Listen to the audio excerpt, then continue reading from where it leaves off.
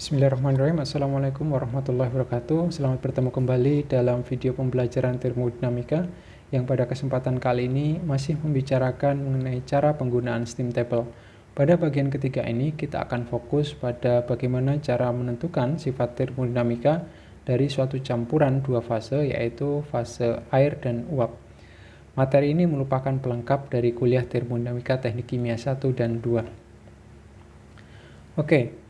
Pada kuliah sebelumnya, dalam video sebelum bagian pertama dan kedua, kita telah mempelajari bagaimana menentukan sifat termodinamika dari saturated water, saturated steam, dan juga superheated steam dengan menggunakan steam table. Nah, bagaimana sekarang untuk campuran antara air dan uap, yaitu campuran pada zona yang kedua? Nah, inilah yang akan menjadi topik bahasan kita kali ini. Oke, kembali ke kurva pemanasan air. Di sini akan kita lihat bahwa sifat campuran air dan uap, yaitu pada zona 2 dan 3, sangat dipengaruhi oleh sifat saturated water dan saturated steam pada suhu dan tekanan yang sama. Kemudian dari sini juga bisa kita lihat bahwa semakin ke kanan letak titik yang ditinjau, sifat campuran semakin dekat dengan sifat saturated steamnya. Sebagai contoh, dalam campuran uap air pada grafik ini bisa kita lihat, misalkan pada titik 2, fraksi massa air atau XL sama dengan 1, sedangkan fraksi massa uap adalah 0. Artinya, semua bagian dari campuran merupakan cairan. Sedangkan pada titik 3, XL sama dengan 0 dan XB sama dengan 1. Artinya, semua massa berupa uap dan berlaku hubungan XL plus XP atau fraksi massa air ditambah dengan fraksi massa uap sama dengan 1. Sekarang kita tinjau misalkan titik 5, di mana titik 5 ini terletak antara titik 2 dan titik 3. Misalkan titik 5 memiliki fraksi massa air sebesar 0,7, sehingga otomatis fraksi massa uapnya adalah 1 dikurangi 0,7, yaitu 0,3. Misalkan kita mencari entropi pada titik 5, bisa dicari dengan menggunakan persamaan berikut, yaitu entalpi pada titik 5 sama dengan fraksi massa air dikalikan dengan entalpi saturated waternya ditambah dengan fraksi massa uap dikalikan dengan entalpi saturated steamnya. Sehingga dengan menggunakan persamaan ini, kita juga bisa menganalogikan untuk sifat termodinamika yang lain, seperti entropi, kemudian juga internal energi, dan lain sebagainya. Oke, contoh yang pertama. Misalkan diketahui campuran uap air jenuh pada suhu 130 derajat Celcius dan fraksi massa air 0,7. Kita diminta untuk menentukan berapa entropi dan entalpinya. Oke, karena di sini tersedia informasi yaitu suhu 130 derajat Celcius dan berupa campuran air uap jenuh, maka kita menggunakan tabel E1, yaitu tabel saturated steam, dan kita cari pada bagian kolom sebelah kiri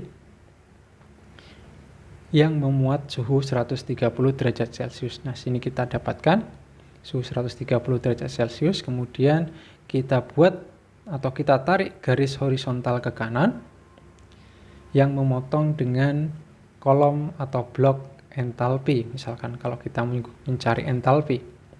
Kemudian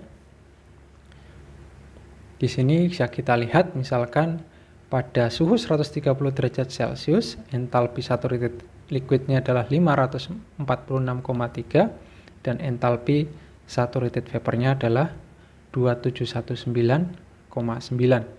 Sehingga dengan menggunakan persamaan sebelumnya, maka kita bisa mencari nilai entalpi pada titik 5 tersebut menggunakan persamaan ini, di mana diketahui fraksi massa cairannya adalah 0,7, kemudian entalpi saturated waternya adalah 546,3, dan entalpi saturated steamnya adalah 2719,9. Sehingga kita dapatkan dari hasil perhitungan nilai entalpinya adalah 1198,38 kJ per kilogram. Kemudian bagaimana entropinya? Entropi dihitung dengan menggunakan cara yang sama. Dalam hal ini, kita melihat ke blok entropi di sini, kemudian kita catat bahwa entropi untuk saturated liquid atau di titik 2 adalah sebesar 1,6344, sedangkan entropi pada titik 3 adalah sebesar 7,0261. Sehingga dengan menggunakan persamaan ini, S5 sama dengan XL kalikan entropi saturated liquid ditambah 1 min XL kalikan entropi saturated steam, maka kita bisa menghitung dan kita dapatkan nilai entropi pada titik 5 sebesar 3,25191 kJ per kilogram Kelvin. Mudah bukan? Berikutnya kita lihat contoh yang kedua, di mana contoh yang kedua ini saya ambil dari example 7.6 buku Introduction to Chemical Engineering Thermodynamics yang ditulis oleh Smith and Van Ness dengan modifikasi tentu saja, di mana soalnya adalah sebuah turbin mengekspansikan steam dari 8.600 kPa 500 derajat Celcius hingga tekanannya menjadi 10 kPa. Tentukan kondisi steam keluar dari turbin. Di sini diasumsikan turbin beroperasi secara ideal atau isentropik. Oke. Jadi untuk kondisi steam masuk turbin, kita mendapatkan informasi kondisinya adalah 8.600 kPa dan 500 derajat Celcius. Sehingga ketika kita plotkan atau kita cari dalam tabel steam table, ini termasuk pada superheated steam. Dan kemudian dengan menggunakan tabel E2, maka kita bisa melihat bahwa untuk tekanan 8.600 kPa dan suhu 500 derajat Celcius, entalpi dan entropinya bisa kita lihat di sini masing-masing adalah sebesar 3.391,6 dan entropinya 6,6858 kJ per kilogram Kelvin. Karena turbin beroperasi secara isotermik, maka tentu saja entropi steam keluar dari turbin sama dengan entropi steam mula-mula. Jadi dalam hal ini nilai S2 sama dengan S1 yaitu sebesar 6,6858 kJ per kilogram Kelvin.